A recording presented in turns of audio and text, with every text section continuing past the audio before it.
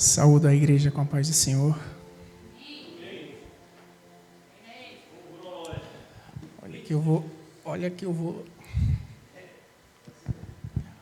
eu vou. É fogo, viu? Então, irmãos, para começar, vamos utilizar o termo com o pé direito. Vamos exemplificar. Tudo que eu falar aqui hoje vai ter como base Mateus 20. E eu espero de verdade que todos estejam com suas Bíblias em mãos. Todos. Certa vez eu ouvi e guardei para mim que não falhe o cristão se não for porventura o que tiver escrito na Bíblia, porque são vãs suas palavras.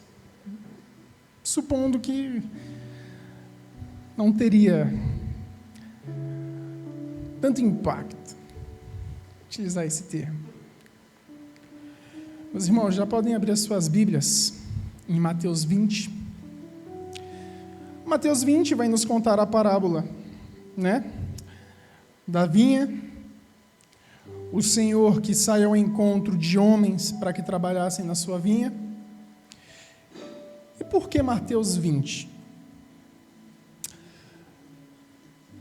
Eu acho que nós sabemos um pouquinho por quê. Temos em nossa essência uma coisinha que devemos aprender.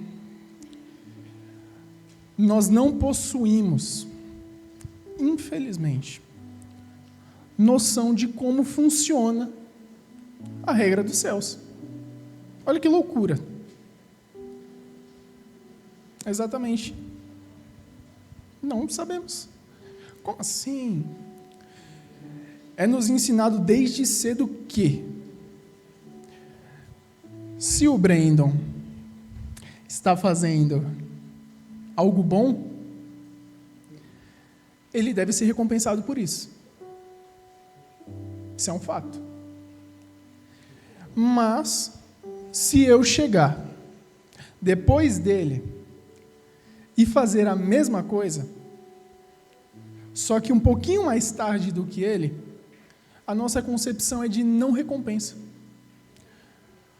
Ou seja, colocamos sobre o outro uma coisinha muito triste, a regra humana, não a regra divina. Alguém aqui sabe como faz para entrar no reino dos céus?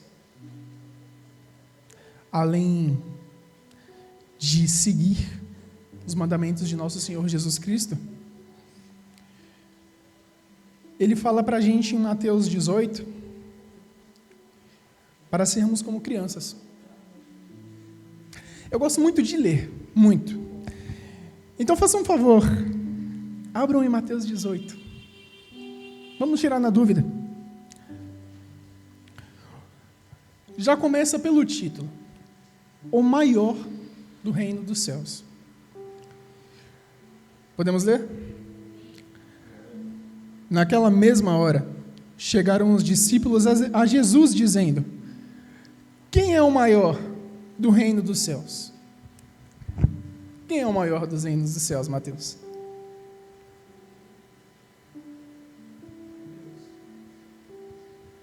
E Jesus, chamando um menino, o pôs no meio deles e disse: em verdade vos digo, que se não vos converterdes e não vos fizerdes como meninos, de modo algum entrareis no reino dos céus. Portanto, aquele que se tornar humilde como este menino, esse é o maior no reino dos céus. Já cai por ventura algumas ideologias, não é mesmo? De que o maior no reino dos céus, ele deve ser altamente glorificado. Uma pessoa de muito trabalho, muita ação. Mas de que vale? se não tiver o coração como um menino? É porque a gente está esperando, a gente está vivendo nossa vida com Deus esperando por algo. Certa vez eu ouvi e concordo. O ser humano, em sua ganância, precisa ouvir que vai haver uma recompensa após a morte para servir Jesus. Então aí entra Mateus 20 como um ensinamento.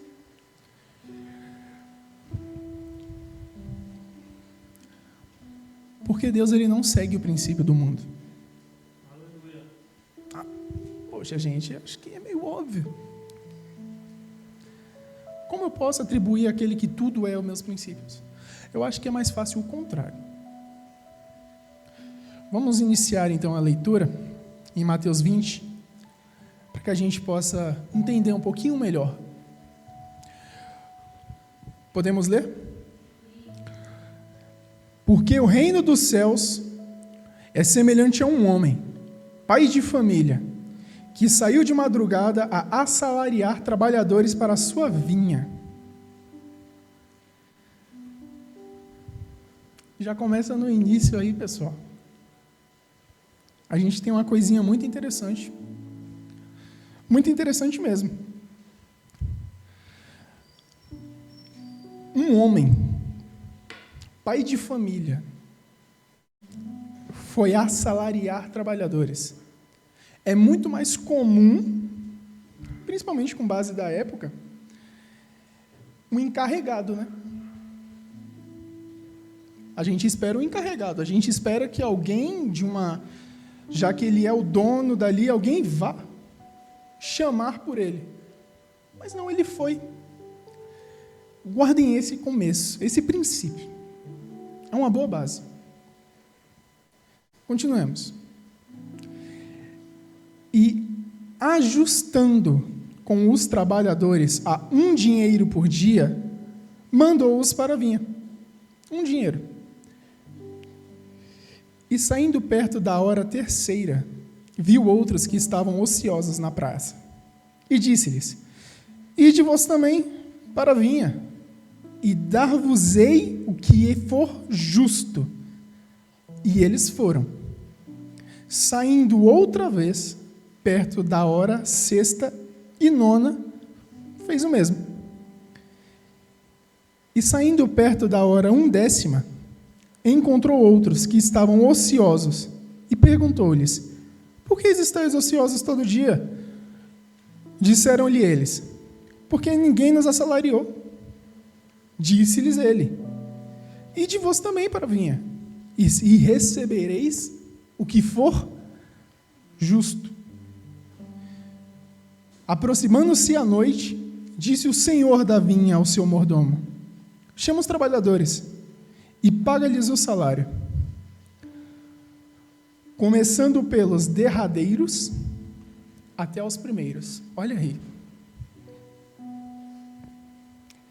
Não era mais fácil começar pelos primeiros?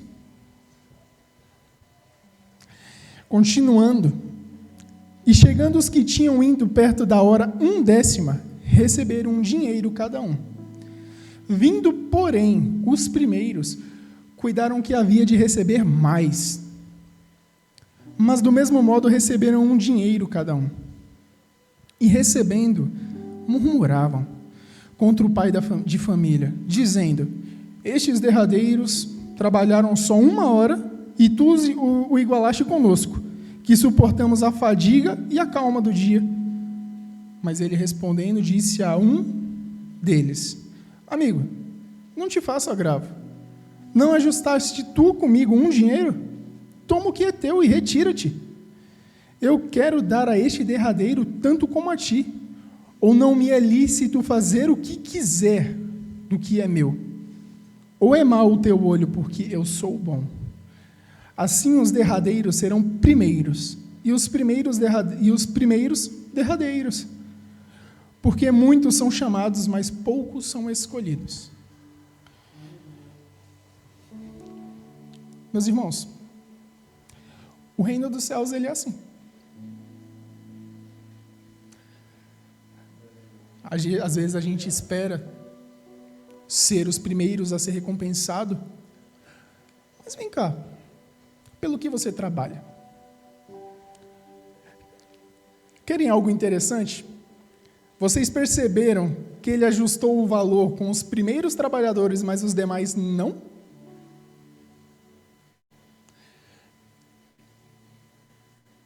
Olha o que ele fala. E dar-vos-ei o que for justo. E eles foram.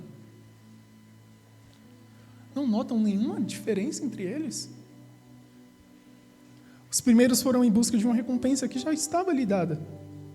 Eles iam receber por aquilo. Os outros só foram. Eles apenas foram.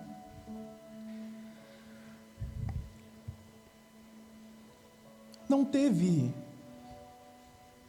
acordos. Eles lhe pagariam o que for justo. Eles foram, eles pegaram ali, quero trabalhar assim, e foram. Só que os primeiros murmuravam-se porque eles deveriam receber a mais. Mas tem uma coisinha.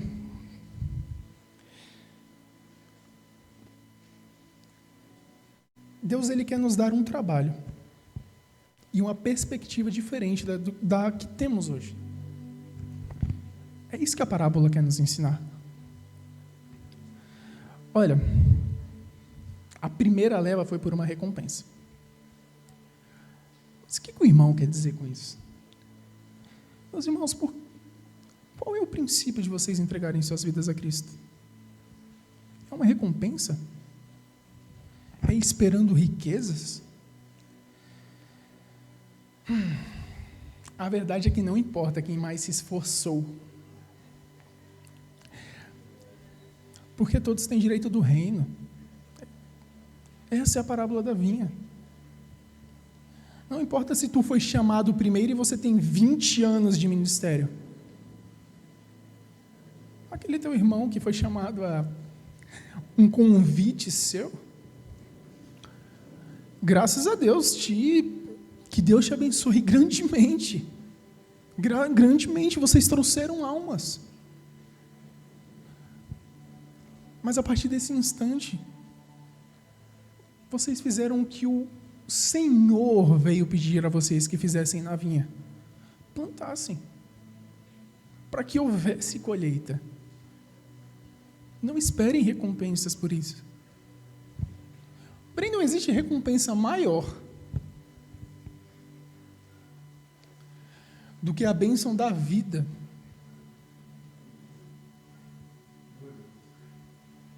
Como? 2 vezes.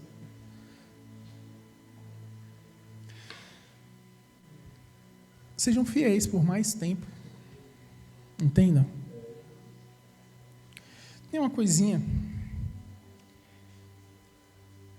Nesse último versículo aqui, que Jesus fala: muitos são chamados, mas poucos são escolhidos. Muitos vêm, mas nem todos correspondem a essa graça. Porque não entendem, Mateus, que entre eu e você, somos lavados e remidos pelo mesmo sangue. Não há diferença. Eles não entendem, Maísa, que entre eu e você, não é quem faz mais obras. Isso não é uma competição. Não entendem. As pessoas não entendem esse ponto.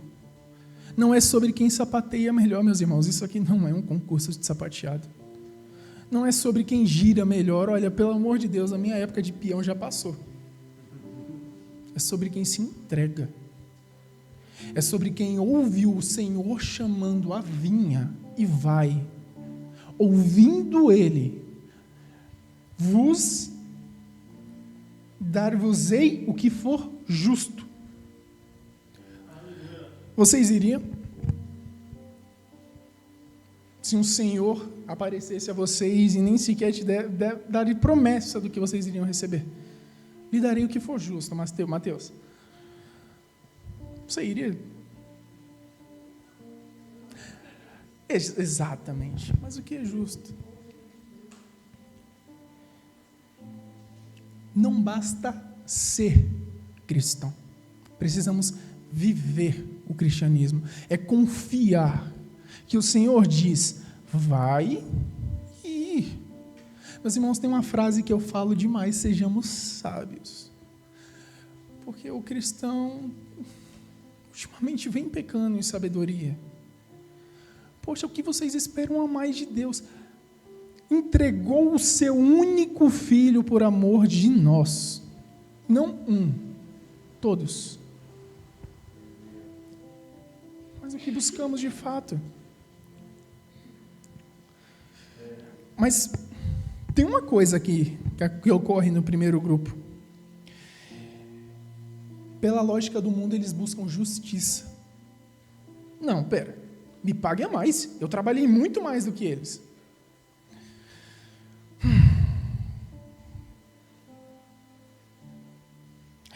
Eles se lançaram, os que vieram após, somente com a proposta do preço justo, mas não sabiam quanto iam receber.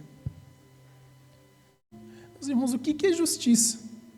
Mas como assim? Como assim? Ah, não, a justiça tem que ser feita, tem que matar aquela pessoa. Vocês sabiam que Paulo perseguiu um grupo muito grande de pessoas? E o mesmo Paulo escreveu tanta carta, e hoje seguimos elas. Olha, a justiça de Deus se resolve na cruz, porque é nesse ponto linear da história onde o amor prevalece sobre toda a justiça que carecia a raça humana. Como assim? A tu te era bendito pagamento de morte, nada mais. Mas ao tomar sobre si todas as dores de todos nós, ele foi justo. Ele foi justo. Buscamos muitos pagamentos, buscamos muitas recompensas. Mas não é assim que as coisas funcionam. Querem um exemplo? Abram sua Bíblia em Provérbios 22, 4. Velho Testamento.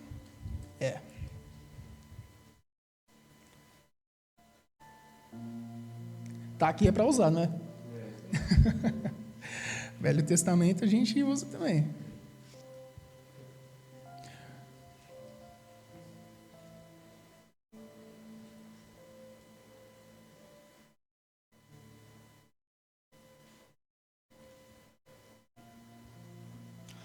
Acharam? Eu não achei, não. Esse livro aqui isso aqui é de profeta mesmo. Brincadeira, meus irmãos. É quando você lê uma Bíblia e você passa para outra, é diferente. Mas podemos ler? Aqui diz: o galardão da humildade e o temor do Senhor são riquezas, honra e vida. Que riqueza? Fortunas? É para isso que você entrega seu coração a Deus? Fortunas?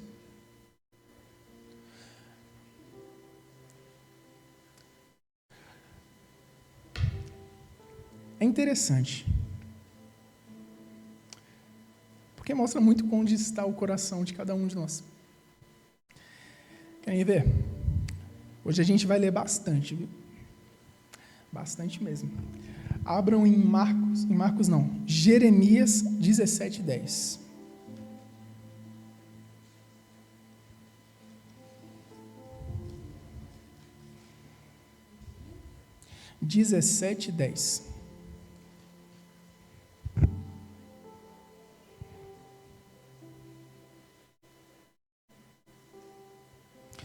A tu que fala: mas Senhor, eu trabalho de boa vontade, eu não vou esperando recompensas. Eu entro, Gabriel, creio. Mas em Jeremias, ele nos dá uma visão que devemos ter na tábua de nosso coração antes de qualquer tipo de escolha. Podemos ler? Eu quem? O Senhor. Esquadrinho o coração e provo as entranhas, e isto para dar a cada um segundo os seus caminhos e segundo o fruto das suas ações. Te engane a tu, mas a Deus não. É impossível. Meus irmãos, quantas vezes a gente deu comida para alguém que carecia, e a primeira atitude que a gente teve foi de falar para alguém: Brenda, eu alimentei aquele fulano de tal, ele estava passando tanta fome, se você visse, ele estava dessa finura, mas eu dei a ele de comer. Quando questionaram Jesus a respeito de algumas coisas, ele usou como exemplo os fariseus e mestres da lei hipócritas, né? Que liam em voz alta. E não oravam em voz alta. E Jesus, ele fala desse jeito: a ele já foi dada a recompensa. Não se baseia nisso, não. O que eu quero dizer com isso? Tu fez o que tinha que ser feito, criatura. É o seu dever. Porque Jesus mesmo fala: quando me deste de comer, de beber aos meus pequeninos, a mim fizeste. Que recompensa, meu Deus. Que ganhariam com isso? A sua recompensa é no céu, é sendo salvo. Meus amigos, meus irmãos, esqueçam as coisas terrenas, aquilo que toca, aquilo que é palpável. Olha, isso vai passar. Não estou dizendo para não se apegarem, não estou dizendo para que não desejem. Esse é o ponto. Estou dizendo para que façam a vontade de nosso Senhor com amor. Pois é inadmissível a um cristão fazer qualquer coisa na presença de nosso Senhor, esperando que ele faça algo em troca. Pois o que ele tinha de ser feito, ele fez. Porque no instante em que o homem, tomando da mão da mulher o fruto, comeu, a nós todos foi dado o fadídico dever de morrer. Mas tomando sobre si a justiça da morte, não lançando a maldição sobre o homem, porque nem isso Deus fez, Breno. Porque diz lá em Gênesis que quando Deus foi lançar a maldição sobre o homem, que a maldição era a morte. Lançou sobre a cobra. Sobre a mulher um castigo. Mas quando se virou para o homem, ele disse: maldita é a terra. Não maldito és tu, Adão. Até ali teve misericórdia de nossas almas. E ansiamos uma recompensa. Abram seus livros em 1 Coríntios 9.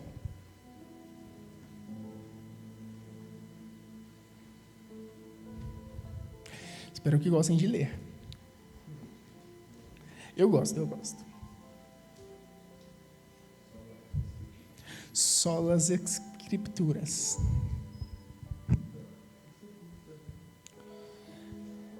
Vocês sabem qual é um dos princípios mais bonitos do cristianismo?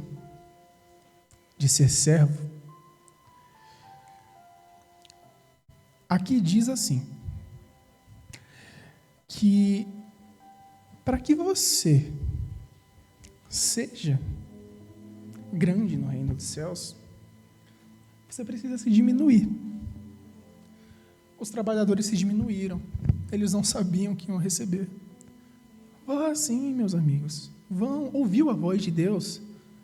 Não fica pensando, mas o que eu vou ganhar ali? Salvação não é suficiente, não? Vida eterna? Não é suficiente.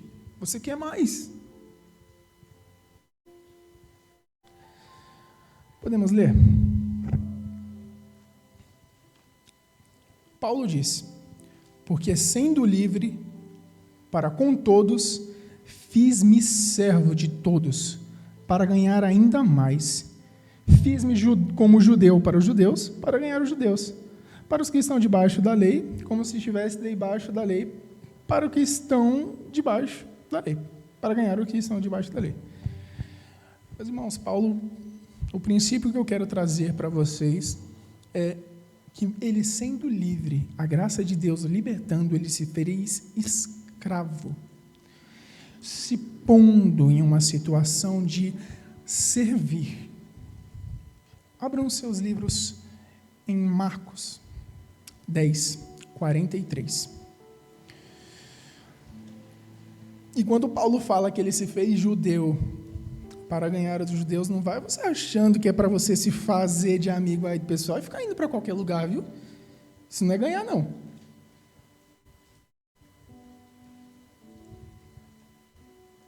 É mais fácil tu se perder, não é não? Meus irmãos, do jeito que as coisas estão, é bem mais fácil. Em Marcos 10, 43, ele fala o seguinte: mas entre vós não será assim. Antes, qualquer que entre vós quiser ser grande, será vosso serviçal. E quando dentre vós quiser ser o primeiro, será servo de todos, porque o Filho do Homem também não veio para ser servido, mas para servir e dar a sua vida em resgate de muitos. Mas o que isso tem a ver com a vinha? O que isso tem a ver com os chamados? Os primeiros buscavam recompensa, não servir. Os segundos ouviram a recompensa e foram de bom grado, ouvindo eles somente que vos seria pago o que for justo. Fácil de entender. Não, em poucas palavras, querem ser grandes? Sejam servos. Ah, mas eu sou muito orgulhoso. Melhor ainda. Melhor ainda, você vai matar o seu orgulho, vai ser uma luta com a carne. Melhor ainda. Você vai se pôr. E aqui, ainda, diz o seguinte, porque e qualquer que dentre vós quiser ser o primeiro, seja servo. Ainda está bonitinho, porque tem tradução que deixa explícito, escravo. Mateus, seu cadastro está desamarrou todo aí, vou amarrar. Não é isso. Não é eu me pôr nesse estado. É uma situação de respeito. Não é ver fulano de tal, nossa, está precisando de tal coisa, vou correr para... Não, meu irmão, você não pode passar frio, você não pode passar calor. Isso não é servir da maneira que Deus pede para que servimos uns aos outros. O servo preza pelo bem-estar do Senhor. Eu prezo pelo seu bem-estar, Mateus. Eu prezo pelo seu bem-estar, Marisa. Eu prezo pelo seu bem-estar, Vanessa. Eu prezo pelo seu bem-estar, Brandon. Eu prezo pelo bem-estar das pessoas. Eu prezo pela vida de vocês, de todos, sem precisar de uma recompensa. Isso é ser um servo. O que um servo ganha? Além de um teto sobre a cabeça do qual o Senhor deu a ele.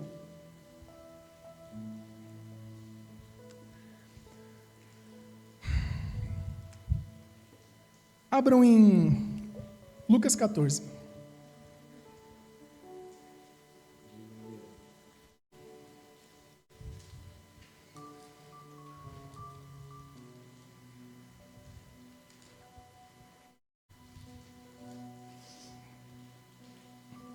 e 12. Podemos ler?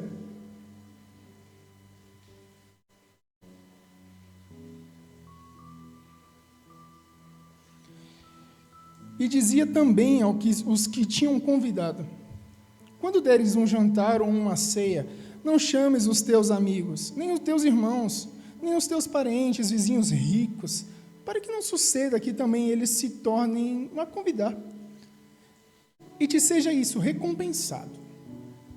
Mas quando fizestes convite, chama os pobres, os aleijados, os mancos e cegos, e serás bem-aventurado, porque eles não têm com que te recompensar, mas recompensado te será na ressurreição dos justos.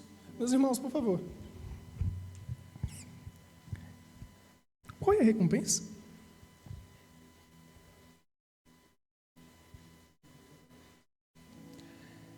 Será recompensado na ressurreição.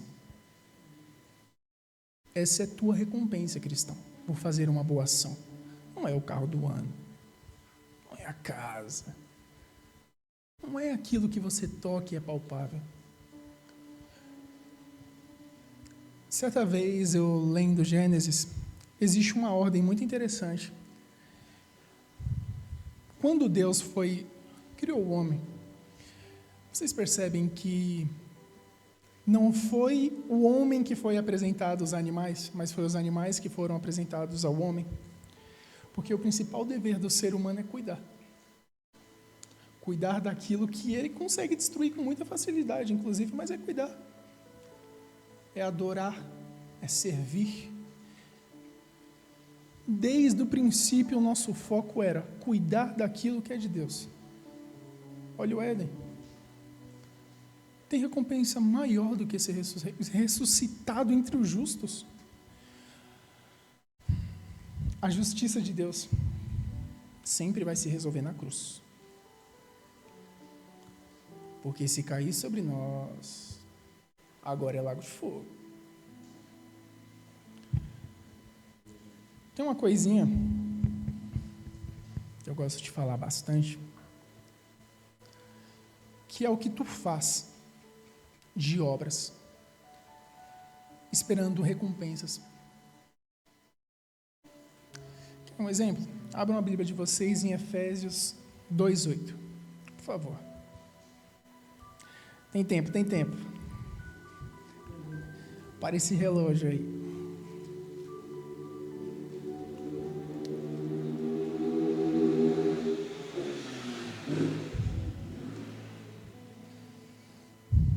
Acharam?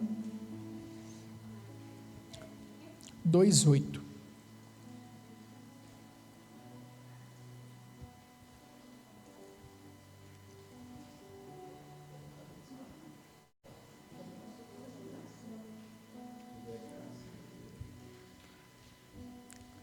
Porque pela graça sois salvos, por meio da fé.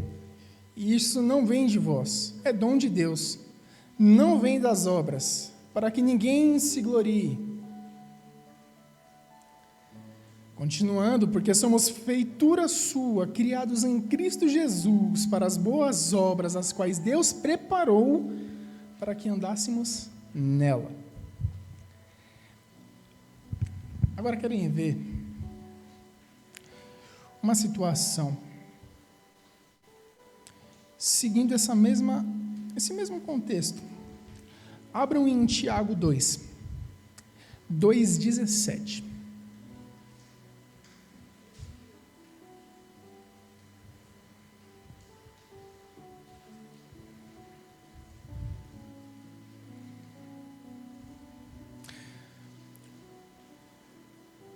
Pergunta sincera.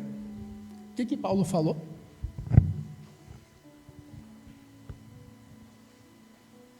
Não somos salvos por obras. Correto?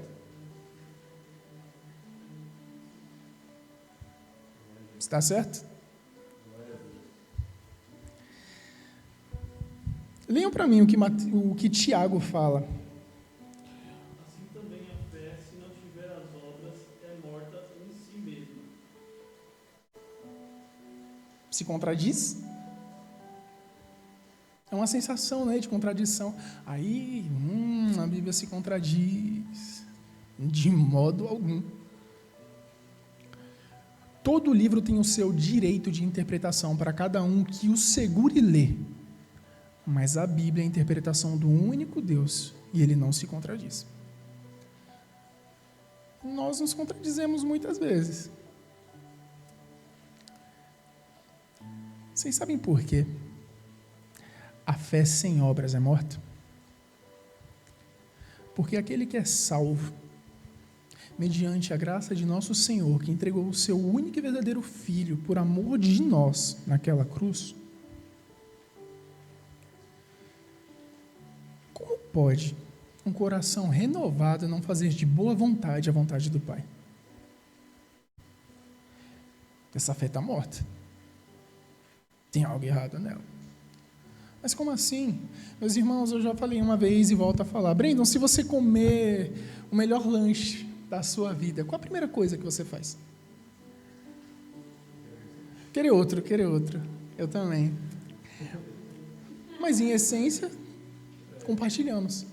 Tudo que é bom a nós compartilhamos. Como pode Cristo ser tão bom em nossas vidas e não compartilhamos Ele para outras pessoas? Que obra é essa que você acredita que porque tu crê nele, tua obra está viva? Tua fé está viva? Não está, meus irmãos. Ah, mas quem é ele para falar isso? Sonda teu coração.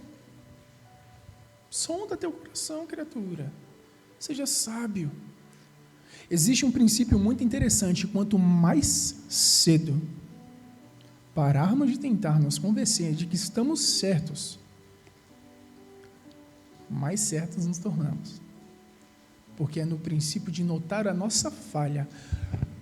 Tem uma frase que eu guardei comigo, não está na Bíblia, tá? Não está na Bíblia, mas é uma frase que mexeu muito comigo, que é: só percebemos o quanto somos mal quando nos esforçamos muito para sermos bons.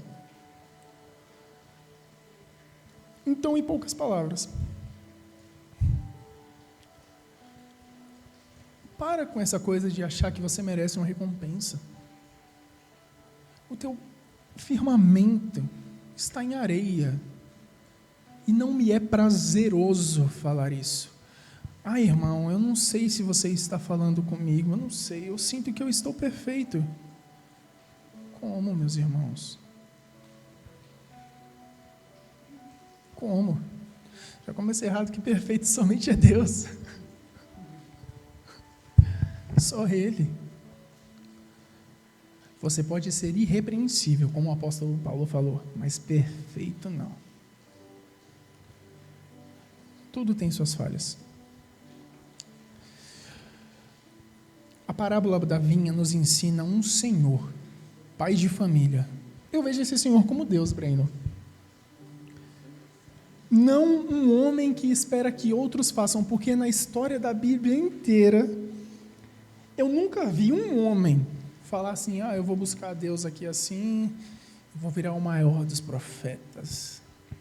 Mas já perceberam que é só que Deus que vai ao encontro deles? Já perceberam esse ponto? Veja Moisés. Uma sarça ali, um arbusto pegando fogo. Por que ele não foi? Veja Abraão. Gente, Abraão, se vocês lerem vão ver, tranquilo, esperando nada. E ouve. Abraão, né? Abraão, sai de tua terra, de tua parentela. Em nenhuma instância. E vocês sabem o que é mais interessante disso tudo? Deus, amando a humanidade, se fez homem e se pôs diante de nós, como cordeiro. Vocês lembram quando João Batista encontra Jesus e fala: vejam ali o Cordeiro de Deus, o que tirará o pecado do mundo. Vocês sabem que o pai de João Batista era? O pai de João Batista, ele era responsável, não é teologia não, meus irmãos, é a contextualização. Ele era responsável pelo sacrifício. Porque não era você chegar no templo e matar a sua ovelha, pronto, estava tudo perdoado. Não, o seu cordeiro, de modo algum. Tinha todo um processo. João Batista apresentou a nós o sacrifício final, o Cordeiro de Deus. Quando diz que ele preparou o caminho, foi porque seria montado aquele altar para a morte de nosso Senhor. Isso é preparar um caminho. Isso é preparar. Mateus, se você prepara algo para mim, é que você tem ciência da minha vinda e dos meus propósitos. Mas por que eu prezo tanto por isso? Meus irmãos, feito o homem, ele sabia do dia que ia morrer, porque já era profetizado. Mas não se acovardou em um instante. Mas e no Getsemane? Ele só pediu para passar o cálice. Ele não disse, não farei tua vontade.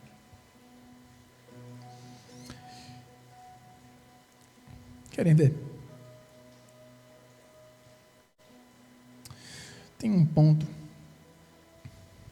que eu gosto muito, que Jesus não lançou ninguém fora.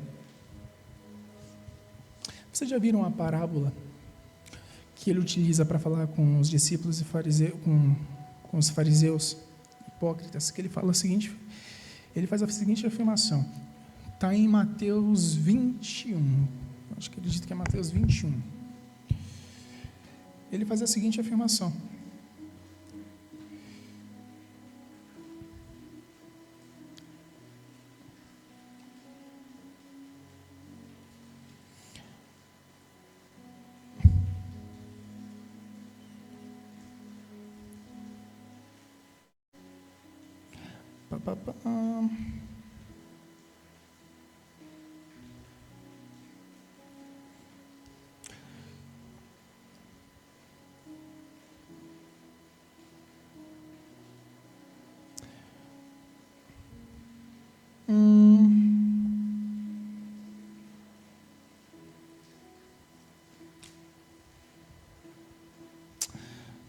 aqui.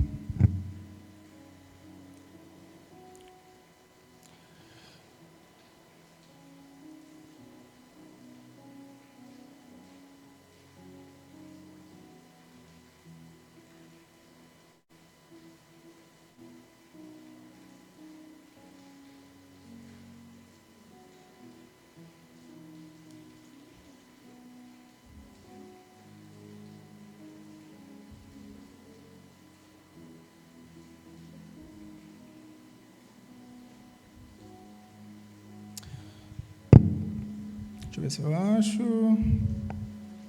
Falha a memória, meus irmãos, eu estou ficando um pouco de idade.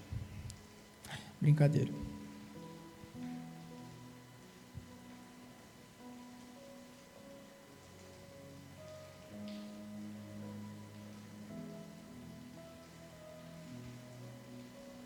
Aqui. Mas que vos parece? Um homem tinha 2 filhos, e dirigindo-se ao primeiro disse, filho, vai trabalhar hoje na minha vinha. Ele, porém, respondendo, disse, não quero. Mas depois, se arrependendo, foi. E dirigindo-se ao segundo, falou-lhe, de igual modo. E respondendo ele, lhe disse, eu vou, senhor. E não foi. Qual dos 2 fez a vontade do pai? Disseram-lhe eles, o primeiro. E disse Jesus, em verdade vos digo, que os publicanos e as meretrizes entram adiante de vós no reino de Deus, porque João veio a vós no caminho da justiça e não o crestes, mas os publicanos e as meretrizes o creram. Vós, porém, vendo isto, nem depois vos arrependestes para o crer. É pesado, né? Ouvimos e colocamos no nosso coração esses princípios de farei, Senhor, farei, mas não fazemos. E aí aqueles que nós julgamos, muitas das vezes, julgamos, irmãos. Vivemos no século do principal ponto de julgamento. Se arrependem de seus pecados. Arrependimento genuíno. Gravem essa palavra, arrependimento genuíno. Porque Deus sonda seu coração, Mateus.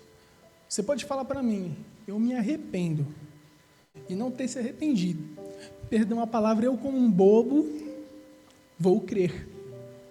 mas o Senhor sabe do arrependimento genuíno. O arrependimento genuíno é aquele que, em ciência, meus irmãos, olha, serei franco a vocês. Um dos maiores problemas do cristão pecar muito é o atributo e a luta incessante de uma perfeição que ele não consegue sem a graça do Pai. É você achar que por tua mão tu consegue. Não consegue. Olha, todos nós gostaríamos que fosse fácil assim. Mas não é. Ansiamos recompensas, ansiamos coisas tão triviais. Não podemos. Eu vou ler mais 3 passagens. E eu quero que guardem na tábua dos seus corações. Abram suas Bíblias em Hebreus 11:6. Que seja um princípio da vida de vocês, isso aqui. Porque eu vou falar. Se um dia isso aqui for proibido, em 2 dias, Mateus, o pessoal esquece que não matarás é um mandamento. Esquece. É muito fácil você esquecer. Então leiam, guardem em seus corações.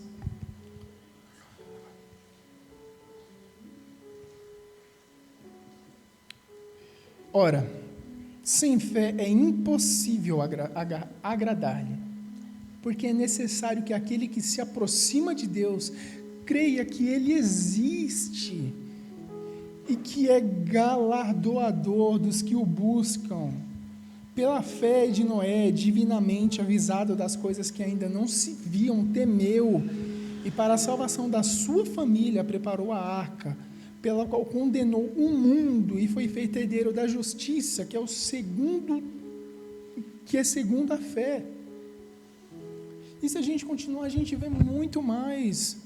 A recompensa de Noé foi achado graça aos olhos do Pai.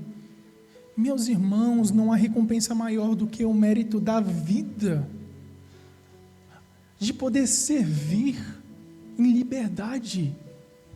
Nós confundimos liberdade com libertinagem.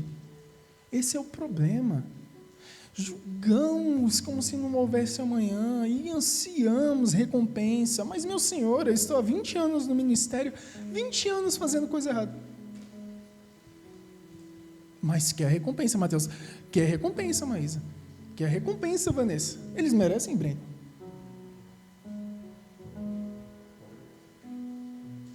Eles merecem? Você merece? Ponha isso em seu coração, meus irmãos.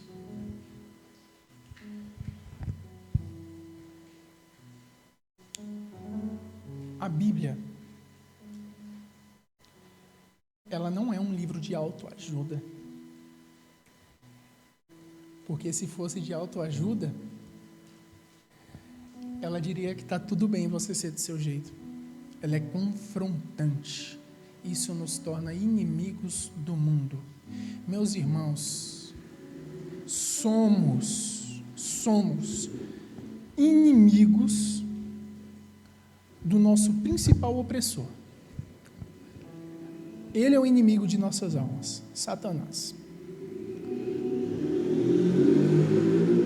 Então guardem isso no seu coração. Ser desprezado pelo mundo é um dos melhores presentes que o cristão pode receber, porque vocês estão sendo desprezados pelo próprio diabo, e dele, convenhamos, eu não quero nem conversa. Eu não estou dizendo para você ser uma pessoa intolerante, pelo contrário, estou dizendo para que você seja tolerante. Sabe por quê?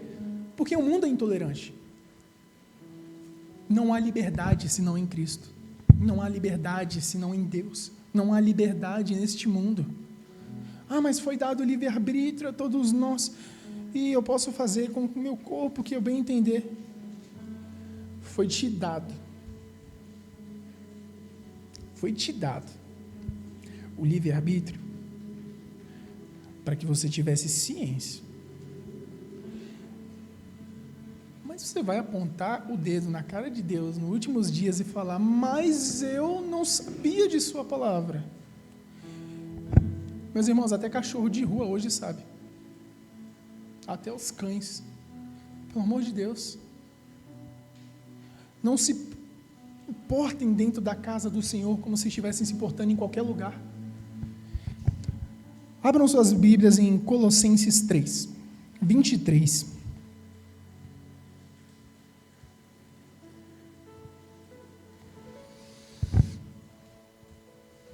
Vocês querem entender agora o contexto da primeira parábola? O porquê os homens? Por que foi achado aquele ponto de graça dos que foram chamados, mas poucos são escolhidos? Em Colossenses a gente tem a resposta. Podemos ler? Sabendo que recebereis do Senhor... Opa, comecei do 24, é o 23. Perdão. Vamos lá? E tudo quanto fizerdes, fazei-o de todo o coração, como ao Senhor, e não aos homens, sabendo que receberei do Senhor o galardão da herança, porque a Cristo o Senhor servis, mas quem fizer agravo receberá o agravo que fizer. Olha aí a resposta. O seu agravo é moeda? Não lhe foi combinado que a tua recompensa é uma moeda por trabalho, Maísa? Uma moeda por trabalho, Mateus? Não lhe foi combinado isso? Então receba a sua moeda, se retire. Mas a eles não foram combinados nada, apenas o que é justo. E Deus é justo. O que Ele vai dar para você, Maísa, é um pouco mais.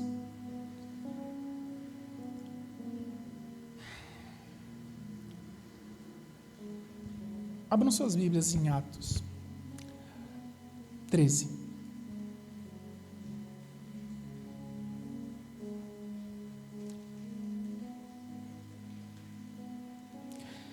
Treze, 38.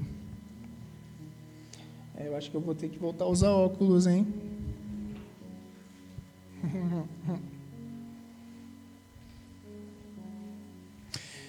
Meus irmãos, por favor, não é que eu sei que é uma brincadeira, não é que eu não acho que o Senhor não possa me curar de minha visão, mas a minha Ele já fez demais. Está tudo bem esse espinho na minha carne, eu aguento. Podemos ler? Seja vós, pois, notórios homens, irmãos, que por este se vos anuncia a remissão dos pecados, e de tudo que pela lei de Moisés não pudesse ser justificados, por ele é justificado todo aquele que crê. Vede, pois, que não venha sobre vós o que está dito nos profetas. Vede os desprezadores e espantai-vos, e desaparecerei, porque opero uma obra em vossos dias, obra tal que não crereis se alguém vou lá contar. E saindo os judeus da sinagoga, os gentios rogaram que no sábado seguinte lhe fossem ditas as mesmas coisas. Anunciem a remissão de vossos pecados. Essa é a maior recompensa, meus irmãos. Aleluia. Vida nova. Essa é a maior recompensa. Não se atribuam a pensamentos de que vocês precisam de algo tocável, tangível, para que a palavra de nosso Senhor se propague sobre as suas vidas. Sejamos sábios. Tudo nos aflige. Tudo nos é lícito.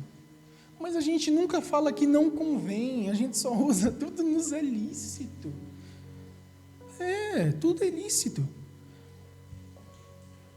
ninguém está disposto a pagar esse preço, porque Cristo não será crucificado novamente, porque Ele tomou sobre si todas as nossas dores. A justiça do Pai teve resolução na cruz. O que deveria recair sobre nós, Ele tomou sobre si. Mas ainda queremos falar de recompensas, ainda queremos falar de ganho. Eu vou fazer uma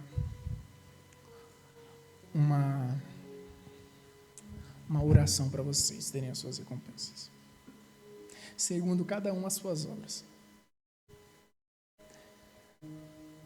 Vai aceitar, Mateus?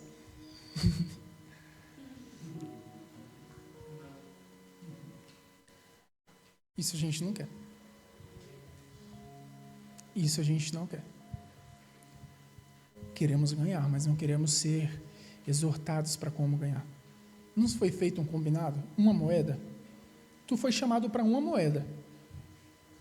Vá de bom grado. Não espere nada e nem cobre isso. Meus irmãos, muito é pregado. Você vai ganhar um emprego novo. Deus vai te abençoar com muitas riquezas. Creia. Se for a vontade de Deus para a sua vida, creia.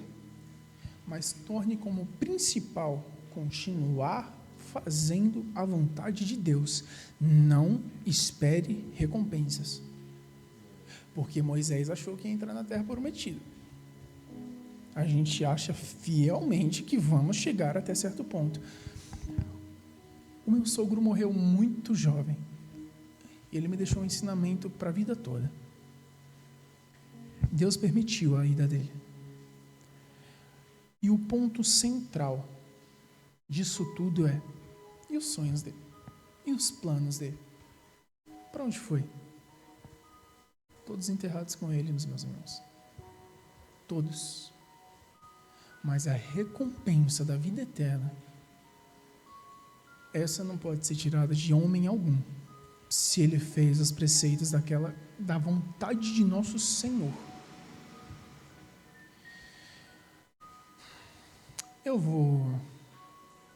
Como é que é o nome daqueles cultos que falam só sobre dinheiro?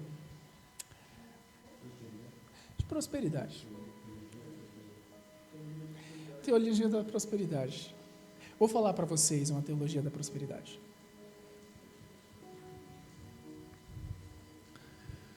Querem ouvir? Simples.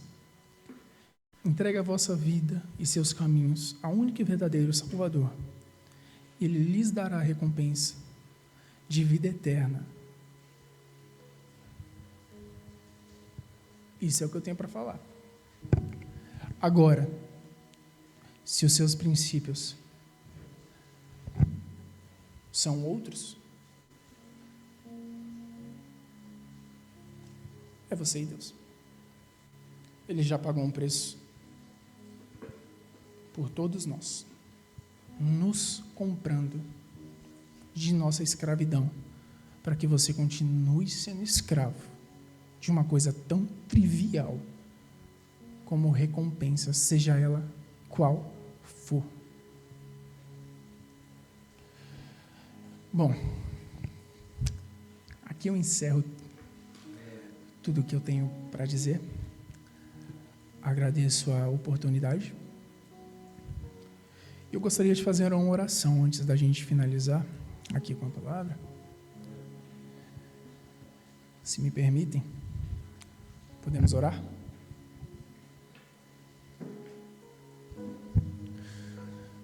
Senhor, meu Deus, nosso Pai, aquele que é e há de ser, há de vir a nós. Meu Senhor, agradecemos a Ti, Pai, por mais um dia em Tua presença, por nos ensinar conforme o Teu querer. Coloca no coração de Teus filhos, Senhor, o verdadeiro desejo de fazer as Tuas vontades e não as vontades deles. Ensina-nos o caminho que deve seguir, pois ainda somos crianças fadadas a esse destino, Senhor. Pois os nossos pais não nos ensinaram necessariamente o caminho que devemos seguir, pois só Tu, Senhor, é o caminho, a verdade e a vida. Capacite-nos segundo a Sua vontade, para que tudo que aquele que ouve a tua palavra, Senhor, se comova em seu coração de genuíno arrependimento e os abençoe conforme o seu querer, Senhor, não o meu. Amém.